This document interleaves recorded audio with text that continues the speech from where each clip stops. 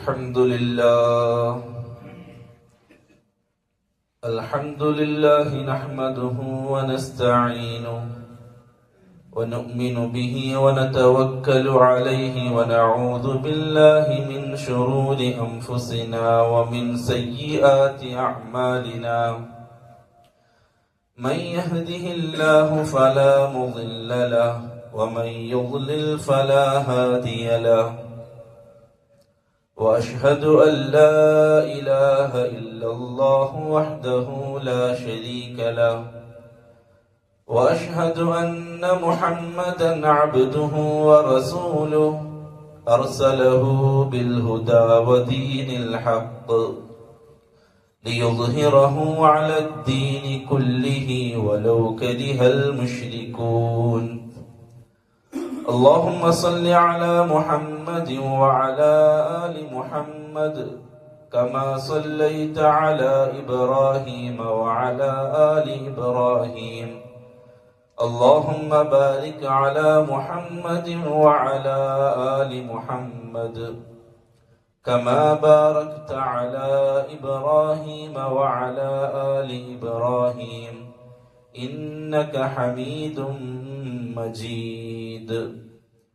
أما بعد فإن أصدق الحديث كتاب الله وخير الهدي هدي محمد صلى الله عليه وسلم وشر الأمور محدثاتها وكل محدثة بدعة وكل بدعة ضلالة وكل ضلالة في النار.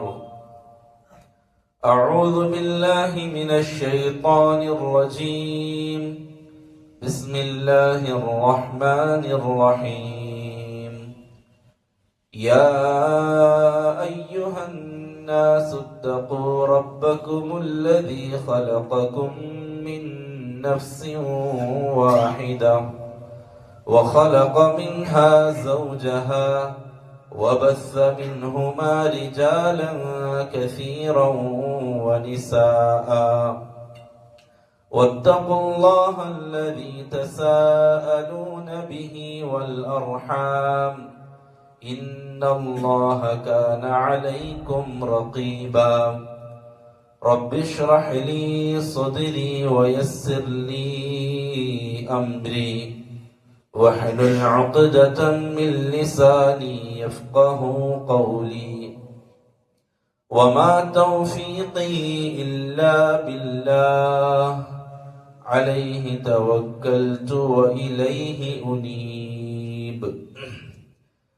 ബഹുമാനമുള്ള സത്യവിശ്വാസികളെ, വിശ്വാസിനികളെ, അഖില പ്രപഞ്ചത്തിന്റെ ഈ മതിഭനായ അള്ളാഹുവിന്റെ കൽപ്പനാ നിരോധനങ്ങൾ കഴിവിന്റെ പരമാവധി ജീവിതത്തിൽ പാലിക്കണമേ എന്നും അനുസരിക്കണമേ എന്നും ആദ്യമായി എന്നോടും തുടർന്ന് നിങ്ങൾ ഓരോരുത്തരോടും ഓർമ്മപ്പെടുത്തുകയാണ്, ഉപദേശിക്കുകയാണ്, തഖ്വ കൊണ്ട് വസിയ്യത്ത് ചെയ്യുകയാണ്.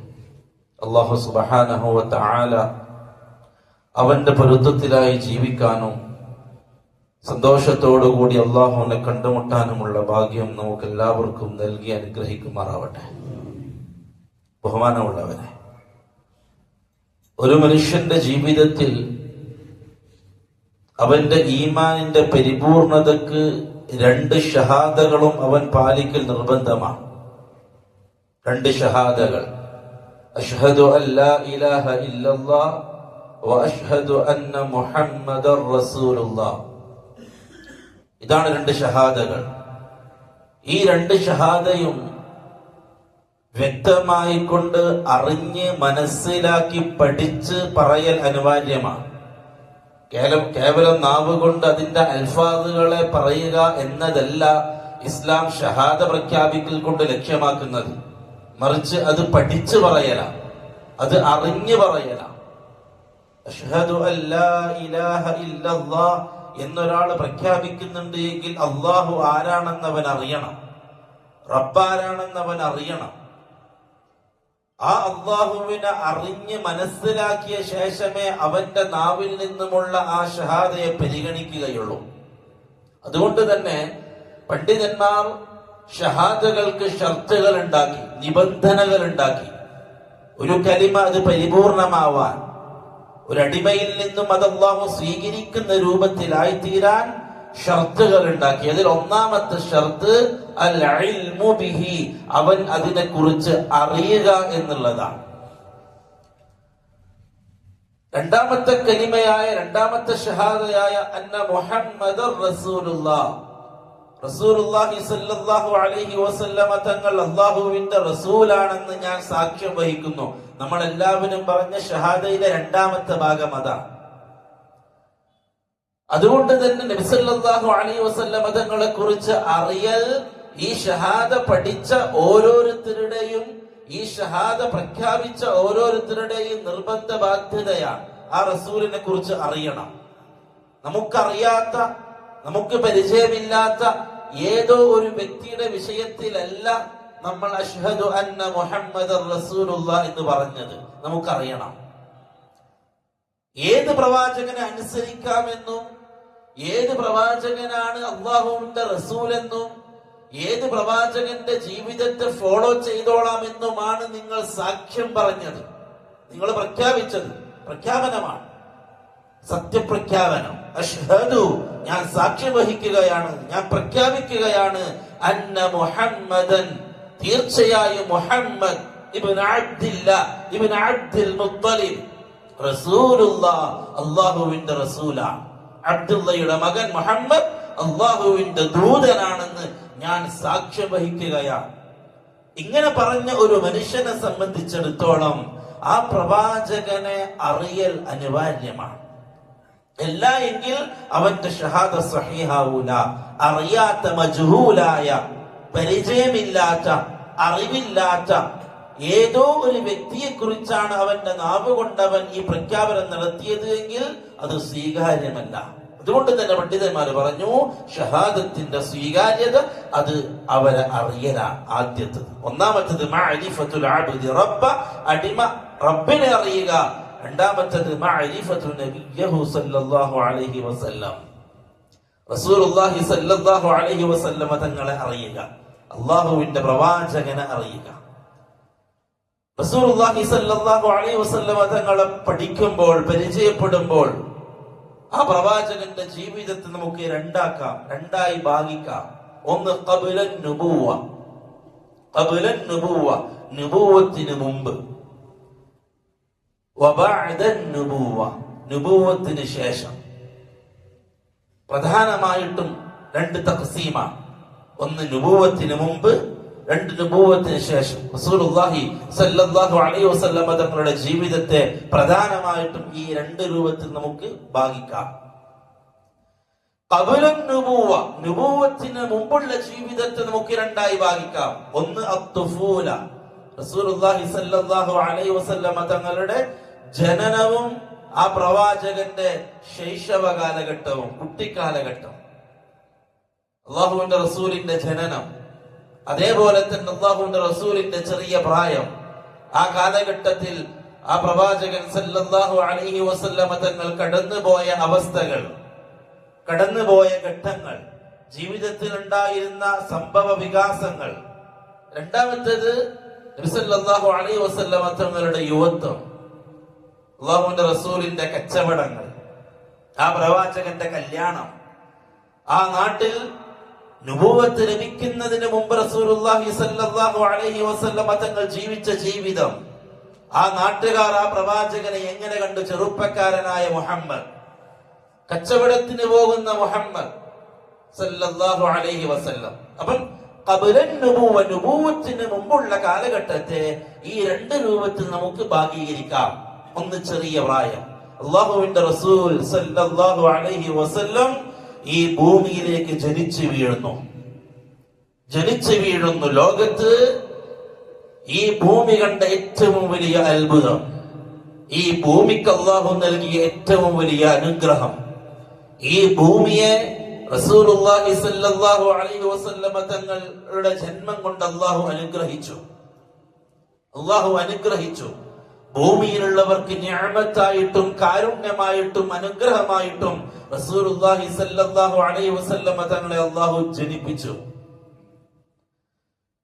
ജൂതന്മാർ കാത്തിരിക്കുകയായിരുന്നു ഒരു പ്രവാചകനെ. ജൂതന്മാർ കാത്തിരിക്കുകയായിരുന്നു. തൗറാത്തിൽ അവർ വായിച്ച് പഠിച്ചിട്ടുണ്ട്, അവസാന കാലഘട്ടത്തിൽ ഒരു പ്രവാചകൻ വരാനുണ്ട്, അവസാന കാലഘട്ടത്തിൽ ഒരു പ്രവാചകൻ വരും. ജൂതന്മാർ കാത്തിരുന്നു. അതെ, നമ്മുടെ പാരമ്പര്യക്കാരനായിക്കൊണ്ടായിരിക്കും അടുത്ത പ്രവാചകൻ വരിക. തൗറാത്തിലും ഇഞ്ചീലിലും അഹ്മദ് എന്ന പേരിൽ റസൂലുള്ളാഹി സ്വല്ലല്ലാഹു അലൈഹി വസല്ലമ തങ്ങളെ കുറിച്ച് സ്മരണയുണ്ട്. അതുകൊണ്ട് തന്നെ ജൂതന്മാർക്കറിയാം, ക്രൈസ്തവ പുരോഹിതന്മാർക്കറിയാം, ഒരു പ്രവാചകൻ വരാനുണ്ട് അവസാന കാലഘട്ടത്തിൽ. അവർ കാത്തിരുന്നു. കാരണം ഇബ്രാഹിം അലൈഹിസ്സലാത്തു വസ്സലാമിന്റെ രണ്ട് മക്കൾ, ഇസ്മായിൽ അലൈഹിസ്സലാത്തു വസ്സലാമും ഇസ്ഹാഖ് അലൈഹിസ്സലാത്തു വസ്സലാമും. ഇസ്ഹാഖ് അലൈഹിസ്സലാത്തു വസ്സലാമിൽ നിന്നാണ് പിന്നീട് പ്രവാചകന്മാരുണ്ടായത്. ഇസ്ഹാഖ് അലൈഹിസ്സലാത്തു വസ്സലാമിന്റെ പരമ്പരയിലാണ് ബനി ഇസ്രായേലിലുള്ള ലക്ഷക്കണക്കിന് പ്രവാചകന്മാരുണ്ടായത്. അവസാനത്തെ പ്രവാചകൻ ഈസ അലൈഹിസ്സലാത്തു വസ്സലാം. അതുകൊണ്ട് തന്നെ ജൂതന്മാര് പ്രതീക്ഷിക്കുകയാണ്, ഇസ്ഹാഖി പരമ്പരയിലാണ് അടുത്ത അവസാനത്തെ പ്രവാചകൻ കടന്നു വരിക. അവര് കാത്തിരിക്കുകയായിരുന്നു. പക്ഷേ അല്ലാഹു സുബ്ഹാനഹു വ തആല മുഹമ്മദ് സല്ലല്ലാഹു അലൈഹി വസല്ലം തങ്ങൾക്ക് ജന്മം നൽകിയത് ഇസ്മാഈലി പരമ്പരയിലൂടെയാണ്.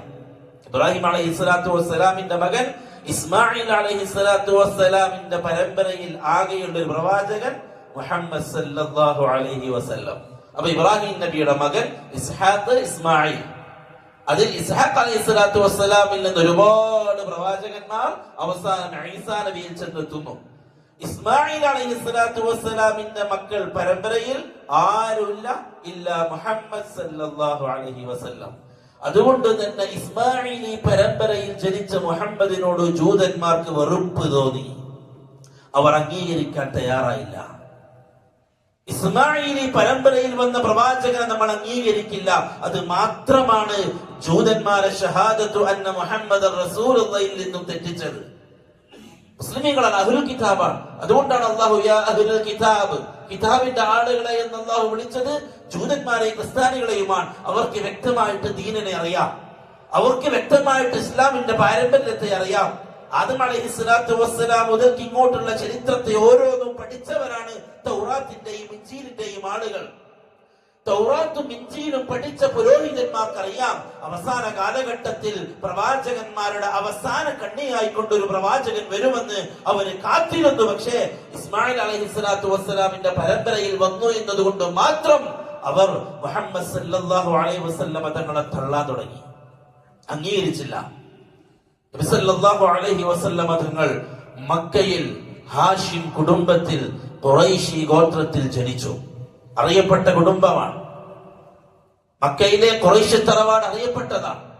മാന്യന്മാരും മുതലാളിമാരും വിലസുന്ന കുടുംബമാണ്, തറവാടാണ്, ഗോത്രമാണ്. അബ്ദുൽ മുത്തലിബ് റസൂലുള്ളാഹി സ്വല്ലല്ലാഹു അലൈഹി വസല്ലമ തങ്ങളുടെ ഉപ്പുപ്പ കഅബാലയത്തിന്റെ മുതലാളിയാണ്. കഅബാലയത്തെ നോക്കുന്നത് ഖുറൈശികളാണ്. ഖുറൈശികളുടെ കയ്യിലാണ് അന്ന് കഅബയും സംസവും. സംസം വെള്ളത്തിന്റെയും കഅബയുടെയും പരിപാലനം ഇവരുടെ കയ്യിലാണ്. അതുകൊണ്ട് തന്നെ മക്കയിൽ ഖുറൈശികളെ ഗോത്രം കൊണ്ട് വെല്ലാൻ ആരുമില്ല, മഹിമ കൊണ്ട് വെല്ലാൻ, ഹാഷിം തറവാടിനെ വെല്ലാൻ ആരുമില്ല. അബ്ദുൽ മുത്തലിബ് തറവാടിയ മാന്യന്മാർക്കിടയിലാണ് അബ്ദുള്ളയുടെ മകനായിട്ട് മുഹമ്മദ് സല്ലല്ലാഹു അലൈഹി വസല്ലം തങ്ങൾ ജനിക്കുന്നത്. വ്യക്തമായി പറഞ്ഞാൽ അള്ളാഹുവിന്റെ റസൂലിന്റെ ജനനം സംഭവിച്ചത് ആനക്കലഹ സംഭവത്തിന്റെ 50 ദിവസങ്ങൾക്ക് ശേഷം. ഒരുപാട് അഭിപ്രായ വ്യത്യാസങ്ങളുണ്ട്, ഒരുപാട് അഭിപ്രായ വ്യത്യാസങ്ങൾ ആ വിഷയത്തിലുണ്ടെങ്കിലും മുബാറക് ഫൂരി റഹിമഹുല്ലാ, സഫീർ റഹ്മാൻ മുബാറക് ഫൂരി റഹിമഹുല്ലാ സ്വഹീഹാക്കുന്നത് ആനക്കലഹ സംഭവത്തിന്റെ 50 നാളുകൾക്ക് 40 നാളുകൾക്ക് ശേഷമാണ് റസൂലുള്ളാഹി സ്വല്ലല്ലാഹു അലൈഹി വസല്ലം തങ്ങൾ ജനിക്കുന്നത്. ക്രിസ്തു വർഷം പറയുകയാണെങ്കിൽ 571 AD 571 ഏപ്രിൽ 20-നോ 21-നോ ആണ് റസൂലുള്ളാഹി സ്വല്ലല്ലാഹു അലൈഹി വസല്ലം തങ്ങളുടെ ജനനം. സ്വഹീഹായ അഭിപ്രായ പ്രകാരം ഏത് മാസത്തിലാണ് അത് സംഭവിച്ചത് എന്ന വിഷയത്തിൽ പണ്ഡിതന്മാർ അഭിപ്രായ വ്യത്യാസക്കാരാണ്. വ്യത്യസ്തങ്ങളായ മാസങ്ങൾ പറഞ്ഞവരുണ്ട്. എങ്കിലും റബീഉൽ അവ്വലാണ് എന്ന വിഷയത്തിൽ ഭൂരിപക്ഷ പണ്ഡിതന്മാരും യോജിക്കുന്നു. മുഹറം മാസത്തിലാണെന്ന് പറഞ്ഞവരുണ്ട്, റമദാനിലാണെന്ന് പറഞ്ഞവരുണ്ട്. അതിന്റെ തെളിവുകളും അവർ ഹാജരാക്കിയിട്ടുണ്ട്. എങ്കിലും ഭൂരിപക്ഷ പണ്ഡിതന്മാരും അത് റബീഉൽ അവ്വലിൽ തന്നെയാണ് സംഭവിച്ചത് എന്നതിൽ യോജിക്കുന്നു. ഏത് ദിവസത്തിലാണ് എന്ന വിഷയത്തിൽ പണ്ഡിതന്മാർ യോജിച്ചു. അത് തിങ്കളാഴ്ച ദിവസമാണ്, യൗമുൽ ഇസ്നൈൻ. അത് ഏത് റബീഉൽ അവ്വലിൽ ഏത് ഡേറ്റിനാണ് എന്ന വിഷയത്തിൽ വീണ്ടും പണ്ഡിതന്മാർ അഭിപ്രായ വ്യത്യാസക്കാരായി. സഫിയുർ റഹ്മാൻ മുബാറക് ഫൂരി റഹിമഹുല്ലാഹ് അദ്ദേഹത്തിന്റെ റഹീഖുൽ മഖ്തൂം എന്ന വിശ്വപ്രസിദ്ധ ഗ്രന്ഥത്തിൽ അദ്ദേഹം അഭിപ്രായം പറഞ്ഞത് റബീഉൽ അവ്വൽ 9-നാണ് എന്നുള്ളതാണ്. എന്നാൽ റബീഉൽ അവ്വൽ 10-നാണ് എന്നും റബീഉൽ അവ്വൽ 12-നാണ് എന്നും അഭിപ്രായം പറഞ്ഞവരും മറുഭാഗത്തുണ്ട്. അതുകൊണ്ട് തന്നെ ക്ലിപ്തമായി ഇന്ന ദിവസത്തിലാണ് റസൂലുള്ളാഹി സ്വല്ലല്ലാഹു അലൈഹി വസല്ലം തങ്ങൾ ജനിച്ചത് എന്ന് ഐക്യകണ്ഠേന ആരും പറഞ്ഞിട്ടില്ല. അഭിപ്രായങ്ങൾ പറഞ്ഞു എന്നതൊഴിച്ച്. റബീഉൽ അവ്വൽ മാസത്തിലാണ് റസൂലുള്ളാഹി സ്വല്ലല്ലാഹു അലൈഹി വസല്ലം തങ്ങൾ ഈ ഭൂമിയിലേക്ക് ജനിച്ചു വീഴുന്നത്. ക്രിസ്താബ്ദം 571. നബി സല്ലല്ലാഹു അലൈഹി വസല്ലം തങ്ങൾ ജനിച്ച സമയത്ത് ഒരുപാട് അത്ഭുതങ്ങൾ സംഭവിച്ചതായിട്ട് നമ്മൾ കേട്ടിട്ടുണ്ട്. അത്ഭുതങ്ങൾ സംഭവിക്കാൻ യോഗ്യനായിട്ട് തന്നെയാണ് ഈ ലോകത്തേക്ക് അല്ലാഹുവിന്റെ റസൂൽ ജനിച്ച് വീണത്.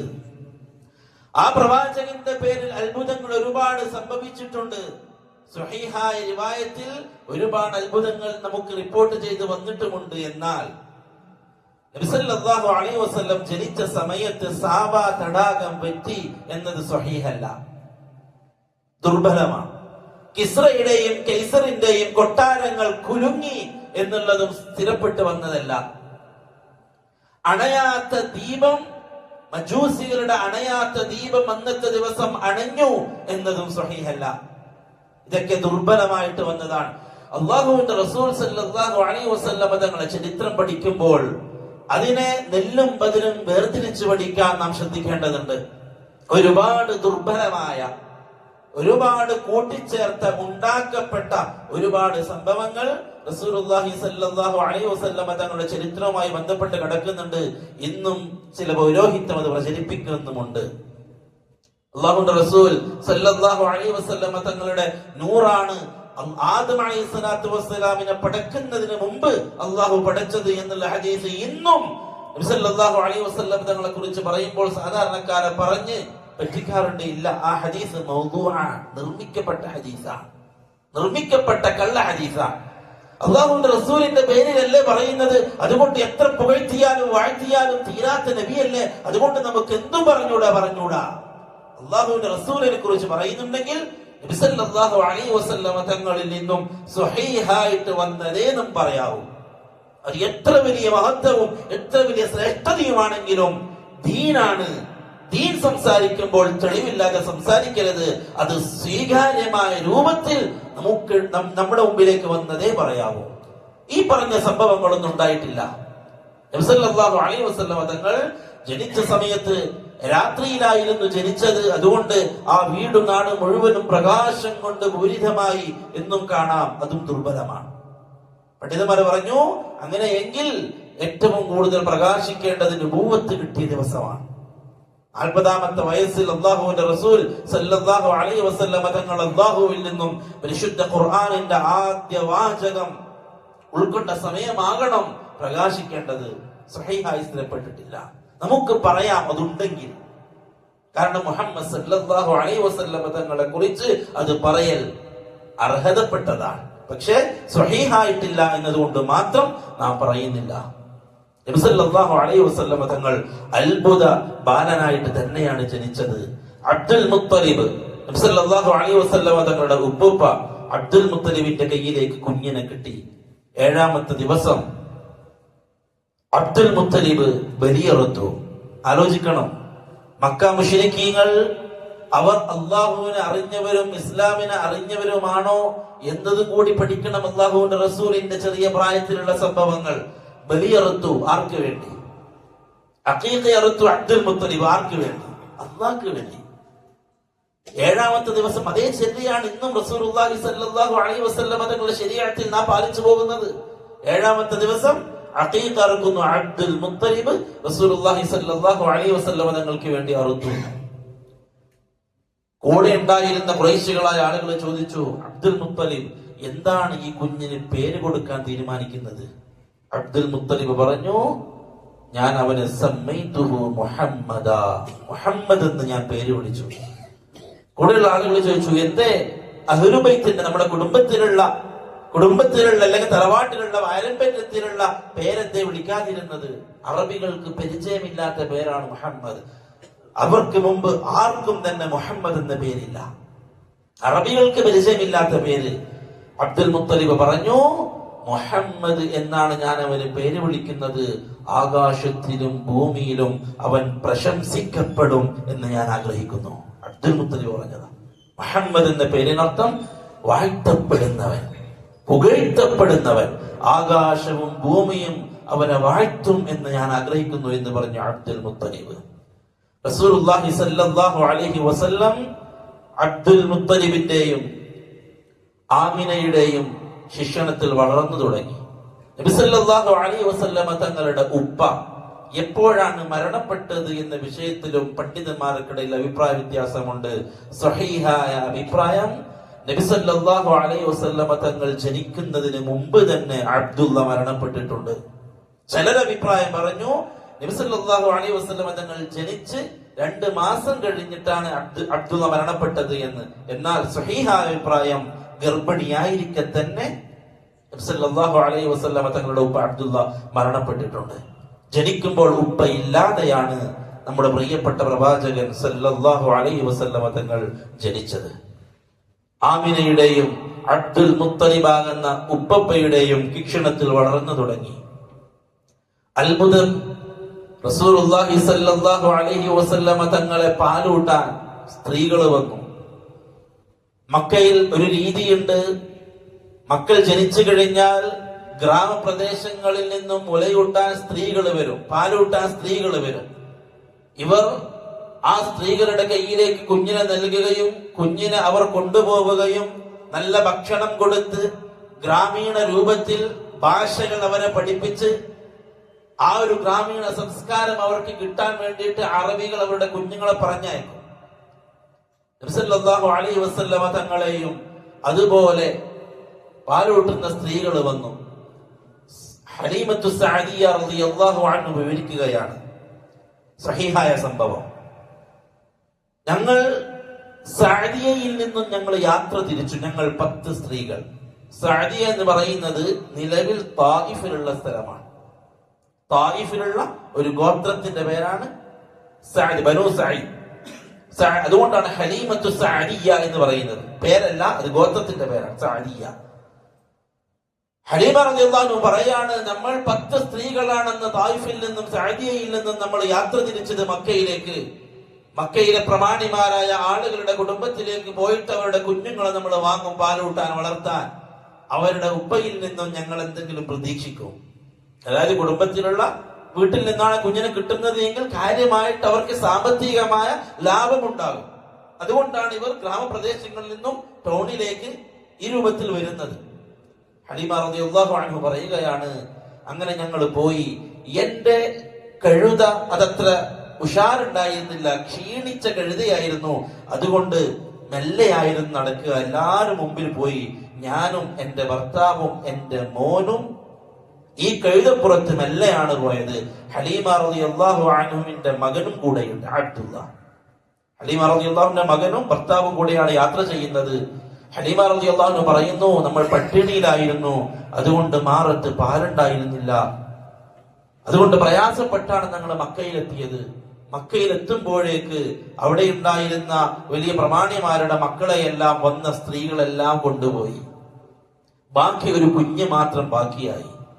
ആ കുഞ്ഞിനെ പറ്റി നമ്മൾ അന്വേഷിച്ചപ്പോൾ അവർ പറഞ്ഞു, അത് യതീമായ കുഞ്ഞാണ്. യതീമായ കുഞ്ഞാൻ, ബാപ്പയില്ല. ബാപ്പയില്ലാത്ത മകനെ എടുത്തു കഴിഞ്ഞാൽ സാമ്പത്തികമായ നേട്ടം നമുക്ക് ഉണ്ടാകില്ല എന്ന് അവർക്കറിയാം. ഉപ്പയില്ലാത്ത മോൻ, അവനെവിടുന്നാണ് കിട്ടേണ്ടത്? അധ്വാനിച്ച ഉപ്പയിൽ നിന്ന് വേണം നമുക്ക് എന്തെങ്കിലും ലാഭം ഉണ്ടാകാൻ. അതുകൊണ്ട് യതീമായ മുഹമ്മദിനെ എടുക്കാൻ ഹലീമയും ഭർത്താവും ഒന്ന് മടിച്ചു. എല്ലാവരും അവരുടെ കുഞ്ഞുങ്ങളായിട്ട് തിരിച്ചുപോയി. ഹലീമ റളിയല്ലാഹു അൻഹ പറയാണ്, ഞങ്ങൾ തിരിച്ചു നടന്നു അനാഥയായ ആ കുഞ്ഞിനെ എടുക്കാൻ നമ്മൾ മടിച്ചു. കാര്യമായിട്ട് നമുക്കൊന്നും കിട്ടൂല. വഴിയിലെത്തിയപ്പോൾ ഹലീമ റളിയല്ലാഹു അൻഹ ഭർത്താവിനോട് പറഞ്ഞു, ഏതായാലും നമ്മൾ ഇത്രയും യാത്ര ചെയ്ത് വന്നതല്ലേ, വെറും കയ്യോടെ നമ്മൾ പോകുന്നത് ശരിയല്ലല്ലോ. ആ യതീമായ കുഞ്ഞെങ്കിൽ അത് നമുക്ക് അവൻ എടുക്കാം. ലോകത്തിന് കാരുണ്യവും ബർക്കത്തുമായി ജനിച്ച മുഹമ്മദ് സല്ലല്ലാഹു അലൈഹി വസല്ലം തങ്ങളാകുന്ന ആ കുഞ്ഞിനെ ആരും അറിഞ്ഞു തുടങ്ങിയിട്ടില്ല. ഹലീമ റളിയല്ലാഹു അൻഹു ആമിനയിൽ നിന്നും അബ്ദുൽ മുത്തലിബിൽ നിന്നും ആ കുഞ്ഞിനെ വാങ്ങി സ്വീകരിച്ചു. വലിയ പ്രതീക്ഷയൊന്നുമില്ല, എന്നാലും വന്നതല്ലേ, തിരിച്ചു പോകുമ്പോ വെറുകയോടെ പോണ്ട, നമുക്ക് മുഹമ്മദിനെ എടുക്കാമെന്നും പറഞ്ഞ് കഴുതപ്പുറത്ത് വെച്ചു കുഞ്ഞായ മുഹമ്മദ് സല്ലല്ലാഹു അലൈഹി വസല്ലം തങ്ങളെ. ഹലീമ ബീബി പറയാണ്, ഞാൻ കഴുതപ്പുറത്ത് കയറ്റി കുഞ്ഞിനെ, എന്നിട്ട് എന്റെ ഒരു മാറത്ത് അബ്ദുള്ളയാകുന്ന മകനെയും മറുഭാഗത്ത് മുഹമ്മദിനെയും ഞാൻ വെച്ചു. എനിക്കെന്തോ അറിയില്ല, എന്റെ അകിടുകൾ നിറഞ്ഞു, എന്റെ മാറ് നിറഞ്ഞു. എന്റെ മകന് മുഹമ്മദും പാല് ഒരുപാട് കുടിക്കാൻ തുടങ്ങി. കഴുത ഇങ്ങോട്ട് വരുമ്പോൾ ഉഷാറില്ലാതെ മെല്ലെ മെല്ലെ നീങ്ങിയ കഴുത എന്തോ ഒരു ഉഷാറുള്ളത് പോലെ കഴുത സ്പീഡിൽ നടക്കാൻ തുടങ്ങി. നേരത്തെ തന്നെ കുഞ്ഞുങ്ങളെയും വാങ്ങി മക്ക വിട്ട് തായിഫിലേക്ക് യാത്രയായ സ്ത്രീകൾ ഒരുപാട് മുമ്പിലെത്തിയിരുന്നു. ഹലീമ റളിയല്ലാഹു അൻഹുവിന്റെ കഴുത അവരെക്കാൾ മുന്നിൽ സഞ്ചരിക്കാൻ തുടങ്ങി. എല്ലാവരും ഹലീമ റളിയല്ലാഹു അൻഹ നോക്കിയിട്ട് പറയാൻ തുടങ്ങി, ഹലീമ, നിന്റെ കഴുതക്ക് എന്ത് പറ്റി? ഇത് നമ്മളെക്കാൾ മുമ്പേ സഞ്ചരിക്കല്ലോ, നമ്മളെക്കാൾ മുമ്പ് യാത്ര ചെയ്യാൻ തുടങ്ങി, എന്തു പറ്റി നിന്റെ കഴുതക്ക്? ഹലീമ റളിയല്ലാഹു അൻഹുവും ഭർത്താവും തമ്മിൽ പരസ്പരം സംസാരിച്ചു. ഹലീമ, നമ്മൾ ഏറ്റെടുത്ത കുഞ്ഞ് അത് നിസ്സാര കുഞ്ഞാണെന്ന് എനിക്ക് തോന്നുന്നില്ല. ഹലീമ റളിയല്ലാഹു അൻഹ പറഞ്ഞു, ഞങ്ങളുടെ കഴുത സ്പീഡിൽ ഓടിത്തുടങ്ങി. അങ്ങനെ നമ്മുടെ നാട്ടിലെത്തിയപ്പോൾ, ഉണങ്ങിക്കരിഞ്ഞ പുല്ലുകൾ മാത്രമുള്ള നമ്മുടെ നാട്ടിലെത്തിയപ്പോൾ നമ്മൾ കണ്ടത് പച്ചപ്പ് നിറഞ്ഞ പുല്ലാണ് വീട്ടിന്റെ ചുറ്റും. സഹീഹായ സംഭവമാണ്. ഹലീമ റളിയല്ലാഹു അൻഹ പറയാണ്, നമ്മുടെ ആടുകൾ അകിടുകളിൽ പാലില്ലാതെ മെലിഞ്ഞൊട്ടിയ ആടുകളായിരുന്നു. നമ്മുടെ ആടുകൾ കിളിർത്ത പച്ചപ്പുല്ല് തിന്ന് പുഷ്ടിച്ച് അകിടിൽ പാല് നിറയാൻ തുടങ്ങി. ഞാനും കുടുംബവും അകിടിൽ നിന്നും പാല് നുകർന്ന് ഒരുപാട് കുടിക്കാൻ തുടങ്ങി. ഈ കുഞ്ഞ് അത്ഭുത കുഞ്ഞാണെന്ന് നമുക്ക് ബോധ്യപ്പെട്ടു. നമ്മൾ അവനെ ആവേശത്തോടുകൂടി വളർത്താൻ തുടങ്ങി. 2 വയസ്സ് വരെ റസൂലുള്ളാഹി സ്വല്ലല്ലാഹു അലൈഹി വസല്ലം തങ്ങളെ ഹലീമ ബീവി വളർത്തി.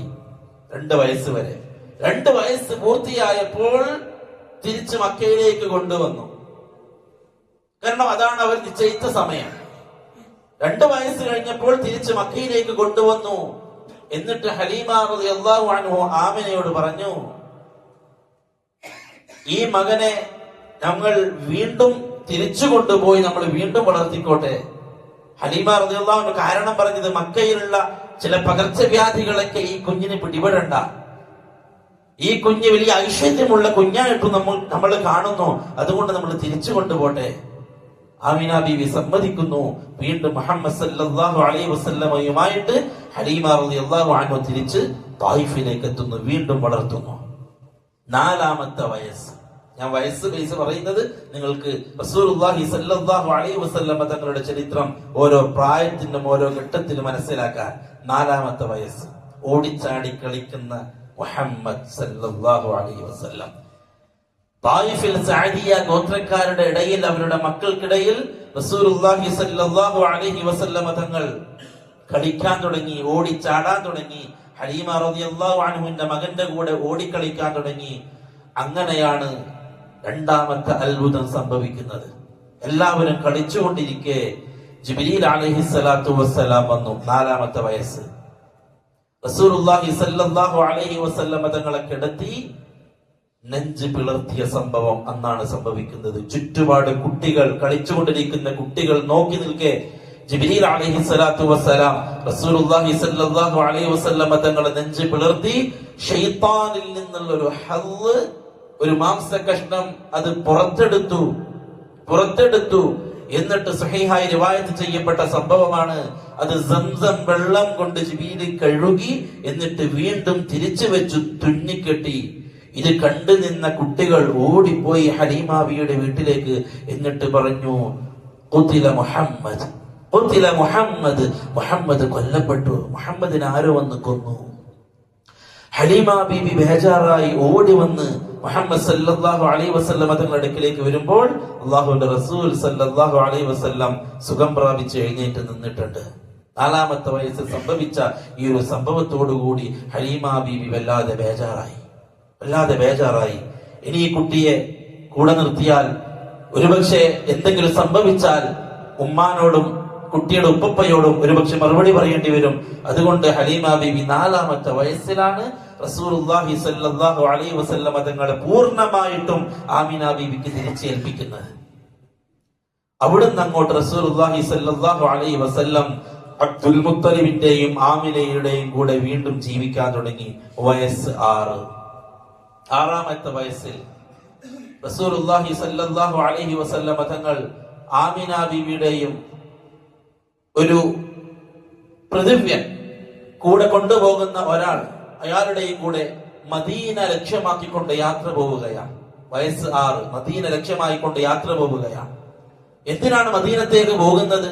നബി സല്ലല്ലാഹു അലൈഹി വസല്ലം തങ്ങളുടെ ഉമ്മയുടെ ചില കുടുംബക്കാർ മദീനയിലുണ്ട്. അന്ന് മദീന ഇന്നത്തെ മദീനയിലെ യസ്രിബാണ്. മാത്രവുമല്ല, മുഹമ്മദ് സല്ലല്ലാഹു അലൈഹി വസല്ലം തങ്ങളുടെ ഉപ്പ അബ്ദുള്ളയെ മറവ് ചെയ്തത് മദീനയിലാണ്. അബ്ദുള്ളയുടെ നാട് മദീനയാണ്. മദീനക്കാരനാണ് നബിയുടെ ഉപ്പ അബ്ദുള്ള. ആ അബ്ദുള്ളയുടെ ഖബർ സന്ദർശിക്കുക എന്ന ലക്ഷ്യത്തിലാണ് റസൂലുള്ളാഹി സ്വല്ലല്ലാഹു അലൈഹി വസല്ലം തങ്ങളാകുന്ന 6 വയസ്സുള്ള പയ്യനെയും കൂട്ടി ആമിന ബീവി പോകുന്നത്. പോയി മദീനത്തെത്തി ഖബർ സന്ദർശിച്ചു തിരിച്ചു വരുന്ന വഴിയിൽ അബവാദ് എന്ന് പറയുന്ന സ്ഥലത്ത് വെച്ച് അല്ലാഹുവിന്റെ റസൂൽ സല്ലല്ലാഹു അലൈഹി വസല്ലം തങ്ങളുടെ ഉമ്മ ആമിന മരണപ്പെട്ടു. ഇന്ന് ആ ഖബർ എവിടെയാണ് എന്ന് സഹീഹായ രൂപത്തിൽ എവിടെയും ഇല്ല. ചിലരൊക്കെ അവിടെ പോയിട്ട് ഇതാണ് നബിയുടെ ഉമ്മാന്റെ ഖബർ എന്ന് പറഞ്ഞ് സിയാറത്ത് ചെയ്യാറുണ്ട്. ഇല്ല. മദീനയുടെയും മക്കയുടെയും ഇടയിൽ മലഞ്ചെരുവിലുള്ള ഒരു സ്ഥലമാണ് അബവാ. അത് ഇന്നങ്ങനെ ആളുകൾ താമസിക്കുന്ന ഒരു നാടല്ല അബവാ. എന്നാലും അവിടെ പോയി കഴിഞ്ഞാൽ ആ മലമ്പ്രദേശം കാണാം. അവിടെ എവിടെയോ ആണ് ആമിന ബീവിയുടെ ഖബറുള്ളത്. റസൂലുള്ളാഹി സ്വല്ലല്ലാഹു അലൈഹി വസല്ലം തങ്ങൾക്ക് 6 വയസ്സുള്ള സമയത്ത് ഉപ്പയും ഉമ്മയും ഇല്ലാത്ത അനാഥ ബാലനാണ് മുഹമ്മദ് സല്ലല്ലാഹു അലൈഹി വസല്ലം. പ്രിയപ്പെട്ടവരെ, അല്ലാഹു സുബ്ഹാനഹു വ തആല ലോകത്തറിയപ്പെടേണ്ട 7 ആകാശങ്ങളും കടന്ന് അല്ലാഹുവിന്റെ അടുക്കൽ സംസാരിക്കേണ്ട, സ്വർഗത്തിൽ ആദ്യം പ്രവേശിക്കേണ്ട, ഖിയാമത്ത് നാൾ വരെ വരുന്ന മനുഷ്യർക്ക് മാർഗനിർദ്ദേശം നൽകേണ്ട മുഹമ്മദ് സല്ലല്ലാഹു അലൈഹി വസല്ലം തങ്ങളെ അല്ലാഹു കൊണ്ടുവരുന്ന രീതി നമ്മൾ അറിയണം. എന്തെങ്കിലും നഷ്ടപ്പെടുമ്പോൾ ആ നഷ്ടം താങ്ങാൻ കഴിയാതെ ദീൻ ഒഴിവാക്കുന്നവർ, അല്ലാഹുവിനെ ചീത്ത വിളിക്കുന്നവർ, ദീൻ ഒഴിവാക്കി ദീനിനെ ചീത്ത വിളിക്കുന്നവർ, അല്ലാഹു സുബ്ഹാനഹു വ തആല അവന്റെ പ്രിയപ്പെട്ട പ്രവാചകനെ കൊണ്ടുവന്നത് യതീമായിട്ടാണ്. 6-ാമത്തെ വയസ്സിൽ ഉപ്പയും ഉമ്മയും ഇല്ലാതെ വളരാൻ തുടങ്ങി റസൂലുള്ളാഹി സ്വല്ലല്ലാഹു അലൈഹി വസല്ലം. പഠിക്കണം നാം ആ പ്രവാചകന്റെ ജീവിതം. അവിടെ മുതൽ അങ്ങോട്ട് സംഭവ ബഹുലമായി നമ്മൾ അറിയണം. അപ്പോഴേ ഹൃദയത്തിന്റെ അകത്ത് ആ പ്രവാചകനോട് മഹബ്ബത്ത് വരൂ. ഞാൻ ഫോളോ ചെയ്യുന്ന എന്റെ പ്രിയപ്പെട്ട നബി ആരാണ്? എങ്ങനെയായിരുന്നു ആ പ്രവാചകന്റെ ജീവിതം? ഉപ്പയെയും ഉമ്മയെയും ആ സ്നേഹത്തെ അറിഞ്ഞ് ജീവിച്ച മക്കൾക്കിടയിൽ നമുക്ക് മുഹമ്മദ് സല്ലല്ലാഹു അലൈഹി വസല്ലം തങ്ങളെ കാണാൻ കഴിയണം. ഉപ്പാന്നും ഉമ്മാന്നും വിളിച്ച് വാത്സല്യത്തോടെ ഓടി വരുന്ന ആ മക്കളെ കാണുമ്പോൾ ഉപ്പയും ഉമ്മയും ഇല്ലാത്ത പ്രവാചകനെ നമുക്ക് ഓർമ്മ വരണം. അപ്പോഴാണ് ആ ഹബീബിനോടുള്ള മുഹബ്ബത്ത് നമ്മുടെ ഹൃദയത്തിൽ നിറയുക. അപ്പോഴാണ് ആ പ്രവാചകനെ അനുസരിക്കേണ്ടവനാണല്ലോ ഞാൻ എന്ന ബോധ്യം നമ്മുടെ ജീവിതത്തിൽ നമുക്കുണ്ടാവുക.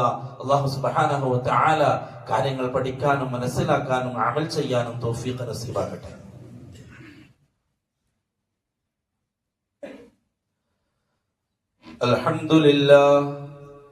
അൽഹംദുലില്ലാഹി വസ്സലാത്തു വസ്സലാമു അലാ അഷ്റഫിൽ മുർസലീൻ وعلى آله وأصحابه أجمعين أما بعد فأعوذ بالله من الشيطان الرجيم بسم الله الرحمن الرحيم യാ അയ്യുഹല്ലദീന ആമനു തഖുല്ലാഹ ഹഖ്ക തുഖാതിഹി വലാ തമൂതുന്ന ഇല്ലാ വഅൻതും മുസ്ലിമൂൻ.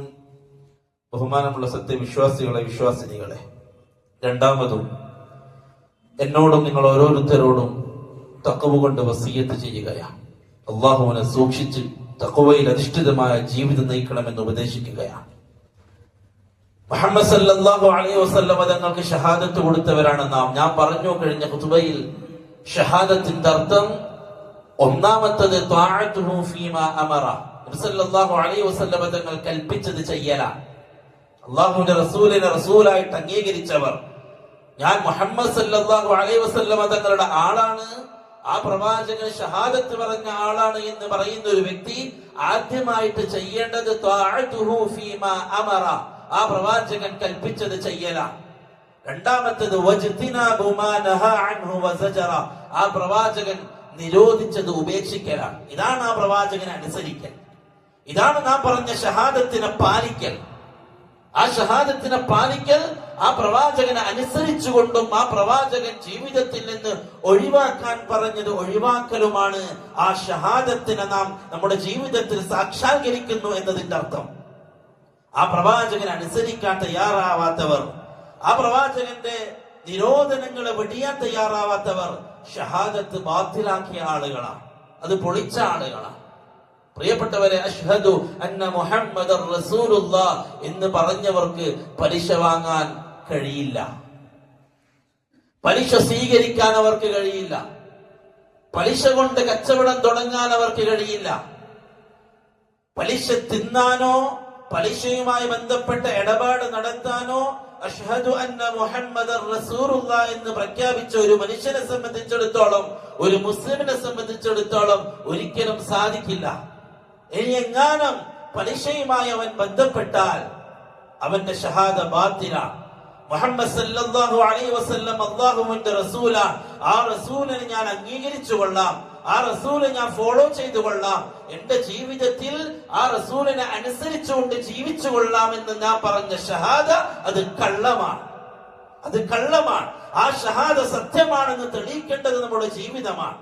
അല്ലാഹു സുബ്ഹാനഹു വ തആല ഹറാമാക്കിയതാണ് പലിശ. ഒരു തരത്തിലും അതിനെ ഹലാലാക്കാനോ എന്തെങ്കിലും വകുപ്പ് നിശ്ചയിച്ചുകൊണ്ട് ആ പലിശയുമായി ഇടപെടാനോ പ്രിയപ്പെട്ടവരെ ഒരു വകുപ്പും പരിശുദ്ധമായ ദീനുൽ ഇസ്ലാമിലില്ല, ഇല്ല. അല്ലാഹു സുബ്ഹാനഹു വ തആല പറഞ്ഞു, യംഹഖുല്ലാഹു റിബാ വയുർബിസ് സദഖാത്ത്. പലിശ കൊണ്ട് നാം സമ്പത്തിനെ നശിപ്പിക്കുകയാണ് ചെയ്യുക, പലിശ കൊണ്ട് നാം സമ്പത്തിനെ നശിപ്പിക്കുകയാണ് ചെയ്യുക. അള്ളാഹുവിന്റെ വാക്കാണ്. സമ്പത്തിന്റെ ആധിക്യം ഉണ്ടാവാനും ഒരുപാട് സമ്പത്ത് ഒരുമിച്ച് കൂട്ടാനും ഒരുപാട് സമ്പാദിച്ച് ഈ ഭൂമിയിൽ എന്തൊക്കെയോ നേടിയെടുക്കാമെന്ന വ്യാമോഹത്താൽ പ്രിയപ്പെട്ടവരെ പലിശ കൊണ്ട് കച്ചവടം തുടങ്ങിയവർ, പലിശയുമായി ബന്ധപ്പെട്ട ഇടപാട് സൂക്ഷിക്കാത്തവർ, അവര് മനസ്സിലാക്കണം, അള്ളാഹു പറഞ്ഞത് പലിശ കൊണ്ട് നിങ്ങൾ നശിക്കുക മാത്രമാണ് ചെയ്യുക. റസൂലുള്ളാഹി സ്വല്ലല്ലാഹു അലൈഹി വസല്ലം തങ്ങൾ പറഞ്ഞു, പലിശയുടെ തുടക്കം അത് നിങ്ങൾക്ക് വലിയ സമൃദ്ധിയാണെന്ന് തോന്നാം, അതിന്റെ അവസാനം നാശമാണ്. അല്ലാഹു സുബ്ഹാനഹു വ തആല പരിശുദ്ധ ഖുർആനിൽ പറഞ്ഞു, യാ അയ്യുഹല്ലദീന ആമനു തഖുല്ലാഹ്, ഓ സത്യവിശ്വാസികളെ നിങ്ങൾ അല്ലാഹുവിനെ സൂക്ഷിക്കുക. വദറൂ മാ ബഖിയ മിനൽ റിബാ, പലിശയിൽ നിന്നും ബാക്കിയുള്ളത് നിങ്ങൾ വിട്ടുവെക്കുക, ഒഴിവാക്കുക. എന്നിട്ട് അല്ലാഹു പറഞ്ഞു, ഇൻ കുൻതും മുഅ്മിനീൻ, നിങ്ങൾ മുഅ്മിനാണ് എങ്കിൽ, നിങ്ങൾ പലിശയുമായി ബന്ധപ്പെടാൻ നിങ്ങൾക്ക് അനുവാദമില്ല. എന്നിട്ട് അല്ലാഹു സുബ്ഹാനഹു വ തആല വീണ്ടും പറഞ്ഞു, ഫഇൻ ലം തഫഅലൂ, നിങ്ങൾ അങ്ങനെ ചെയ്യുന്നില്ല എങ്കിൽ, പലിശയുമായി ബന്ധപ്പെട്ട ഇടപാട് നിങ്ങൾ ഒഴിവാക്കുന്നില്ല എങ്കിൽ, വീണ്ടും പലിശയുമായിട്ട് മുമ്പോട്ട് പോകാനും പലിശ ഭുജിക്കാനും പലിശയുമായി ബന്ധപ്പെട്ട ഇടപാടുകൾ നടത്താനുമാണ് നിങ്ങളുടെ തീരുമാനമെങ്കിൽ, അല്ലാഹുവിന്റെ വാക്കാണ് വിശുദ്ധ ഖുർആൻ സൂറത്തുൽ ബഖറ, ഫഇൻ ലം തഫഅലൂ ഫഅ്ലനൂ ബിഹർബിൻ മിനല്ലാഹി വറസൂലി, അല്ലാഹുവിന്റെയും റസൂലിന്റെയും അടുക്കൽ നിന്നുള്ള യുദ്ധമിതാ നിങ്ങൾക്കെതിരെ പ്രഖ്യാപിച്ചിരിക്കുന്നു. പണ്ഡിതന്മാർ പറഞ്ഞു, പരിശുദ്ധ ഖുർആനിൽ അല്ലാഹു സുബ്ഹാനഹു വ തആല അല്ലാഹുവിന്റെയും റസൂലിന്റെയും ഭാഗത്ത് നിന്ന് യുദ്ധം പ്രഖ്യാപിച്ച ഒരൊറ്റ തിന്മയേ ഉള്ളൂ, അത് പലിശയാണ്. അള്ളാഹുവിന്റെ റസൂലിന്റെ കൽപ്പനക്കെതിരായിട്ട് പലിശ വാങ്ങുന്നവൻ അവൻ ചെയ്യുന്നത് മുഹമ്മദ് സല്ലല്ലാഹു അലൈഹി വസല്ലമ തങ്ങളോടും അള്ളാഹുവിനോടും യുദ്ധം ചെയ്യാൻ ഞാൻ തയ്യാറാണെന്ന് അവൻ പ്രഖ്യാപിക്കുകയാണ്. ഞാൻ തയ്യാറാണ് മുഹമ്മദ് സല്ലല്ലാഹു അലൈഹി വസല്ലമ തങ്ങളോട് യുദ്ധം ചെയ്യാൻ, അള്ളാഹുവിനോട് യുദ്ധം ചെയ്യാൻ ഞാൻ തയ്യാറാണ്, പലിശയിൽ നിന്ന് ഒഴിവാവാൻ ഞാൻ തയ്യാറല്ല എന്ന് പറയുന്നവൻ പറയുന്നത് അതാണ്. നിസ്സാരമായിട്ട് കാണും. ഇമാം മാലിക് റഹിമഹുള്ളയോട് ചോദിച്ചു, അദ്ദേഹത്തിന്റെ സദസ്സിൽ ചോദിച്ചു, പലിശയാണോ ഏറ്റവും വലിയ അപകടമുള്ള പാപം, അതല്ല വ്യഭിചാരമാണോ? വ്യഭിചാരമാണോ? ഇമാം മാലിക് റഹിമഹുള്ള ശിഷ്യന്മാരോട് പറഞ്ഞു, എനിക്ക് സമയം വേണം, ഞാൻ ഒന്ന് പഠിക്കട്ടെ. അദ്ദേഹം പോയി. പിറ്റേ ദിവസം അദ്ദേഹം വന്നിട്ട് തന്റെ വിദ്യാർത്ഥികളോട് അദ്ദേഹം പറഞ്ഞു, ഞാൻ പരിശുദ്ധ ഖുർആനിൽ നിന്നും ഹദീസിൽ നിന്നും പഠിച്ചു പലിശയെയും വ്യഭിചാരത്തെയും. എന്നിട്ട് എനിക്ക് ബോധ്യപ്പെട്ടു, വ്യഭിചാരത്തെക്കാൾ കടുത്ത തിന്മയാണ് പലിശ. കാരണം അള്ളാഹുവും അള്ളാഹുവിന്റെ റസൂലും യുദ്ധം പ്രഖ്യാപിച്ച ഒരേ ഒരു പാപം അത് പലിശയാണ്. പ്രിയപ്പെട്ടവരെ, അപകടമാണ്. മുഅ്മിനായി ജീവിക്കാൻ ആഗ്രഹിക്കുന്നവർ, അള്ളാഹുവിന്റെ അടുക്കിലേക്ക് പരിശുദ്ധമായിട്ട് അള്ളാഹുവിനെ കണ്ടുമുട്ടാൻ ആഗ്രഹിക്കുന്നവർ അവര് ശ്രദ്ധിച്ചേ പറ്റൂ. റിസ്ക് നൽകുന്നവൻ അള്ളാഹുവാൻ, സമ്പത്തിൽ അഭിവൃദ്ധി നൽകുന്നവൻ അള്ളാഹുവാൻ, നമുക്ക് സമ്പത്ത് ഖൈറാണോ എന്ന് അറിയുന്നവൻ അള്ളാഹുവാൻ. അള്ളാഹു സുബ്ഹാനഹു വ തആല ഹറാമാക്കിയ വഴിയിലൂടെ അതിനെ സമ്പാദിക്കാനും അതിനെ ഒരുമിച്ച് കൂട്ടാനും ശ്രമിക്കുന്നവർ അള്ളാഹുവിനോടും അള്ളാഹുവിന്റെ റസൂലിനോടും ചെയ്യുന്ന ധിക്കാരമാണ്. പച്ചയായിട്ട്, വ്യക്തമായിട്ട്, പരസ്യമായിട്ട് അള്ളാഹുവിന്റെ റസൂലിനെ ധിക്കരിക്കുന്നവരാണ് പലിശയുമായി ബന്ധപ്പെടുന്ന ആളുകൾ. അതിനെ എന്ത് ഓമനപ്പേരിട്ട് വിളിച്ചാലും ശരി, എന്ത് പേരിട്ട് വിളിച്ചാലും ശരി, പലിശയാണോ? പണ്ഡിതന്മാരോട് ചോദിച്ച് അത് പലിശയാണോ ഇല്ലേ എന്ന് ഉറപ്പ് വരുത്തിയിട്ട് മാത്രമേ അതിന്റെ മേൽ കൈവെക്കാൻ പറ്റൂ, അല്ലെങ്കിൽ കൈ പൊള്ളും. പ്രിയപ്പെട്ടവരെ, റസൂലുള്ളാഹി സ്വല്ലല്ലാഹു അലൈഹി വസല്ലമ തങ്ങൾ ഒരുപാട് ഹദീസിലൂടെ പലിശയുടെ ഗൗരവം നമ്മളെ ഉണർത്തി. റിസ്ക് അല്ലാഹു നമുക്ക് നൽകും. അല്ലാഹുവിന്റെ മുന്നിൽ തഖ്വ കൊണ്ട് ജീവിച്ചാൽ അല്ലാഹു പറഞ്ഞു, വമൻ യത്തഖില്ലാഹ യജ്അൽ ലഹു മഖ്റജ. ആര് അല്ലാഹുവിനെ സൂക്ഷിച്ച് ജീവിക്കുന്നുവോ അവനുള്ള വഴി അല്ലാഹു തുറന്നു കൊടുക്കും. വയർസുഖുഹു, അവന് ഞാൻ റിസ്ക് നൽകും. അവൻ ഒരിക്കലും ചിന്തിക്കാത്ത വഴിയിലൂടെ അവന് ഞാൻ റിസ്ക് നൽകുമെന്ന് അല്ലാഹു ഏറ്റതാണ്. അതുകൊണ്ട് സമ്പത്തിന്റെ പരിശുദ്ധത അത് റസൂലുള്ളാഹി സ്വല്ലല്ലാഹു അലൈഹി വസല്ലമ തങ്ങളുടെ ഷഹാദത്തിനെ സത്യപ്പെടുത്തലാണ്. അല്ലാഹു സുബ്ഹാനഹു വ തആല കാര്യങ്ങൾ മനസ്സിലാക്കാനുള്ള തൗഫീഖ് നസീബാക്കട്ടെ. അമൽ ചെയ്യാനുള്ള തൗഫീഖ് അല്ലാഹു നൽകട്ടെ. ഈമാനോടുകൂടി ജീവിക്കാനും ഈമാനോടുകൂടി ഈ ലോകത്തിൽ നിന്ന് വിട പറയാനും അല്ലാഹു തൗഫീഖ് നൽകട്ടെ. ഒരുപാട് രോഗികൾ, അല്ലാഹു അവരുടെ രോഗങ്ങൾ പരിപൂർണമായ ശിഫ നൽകട്ടെ. കടം കൊണ്ട് ബുദ്ധിമുട്ടുന്ന ആളുകൾ അല്ലാഹു സുബ്ഹാനഹു വ തആല അവരുടെ കടങ്ങൾ പൂർണ്ണമായിട്ടും അവന്റെ ഖുദ്റത്ത് കൊണ്ട് വീട്ടി കൊടുക്കട്ടെ. اللهم اغفر للمؤمنين والمؤمنات والمسلمين والمسلمات الأحياء منهم والأموات إنك مجيب الدعوات ويا قاضي الحاجات. اللهم أجرنا من النار، اللهم أجرنا من النار، اللهم أجرنا من النار.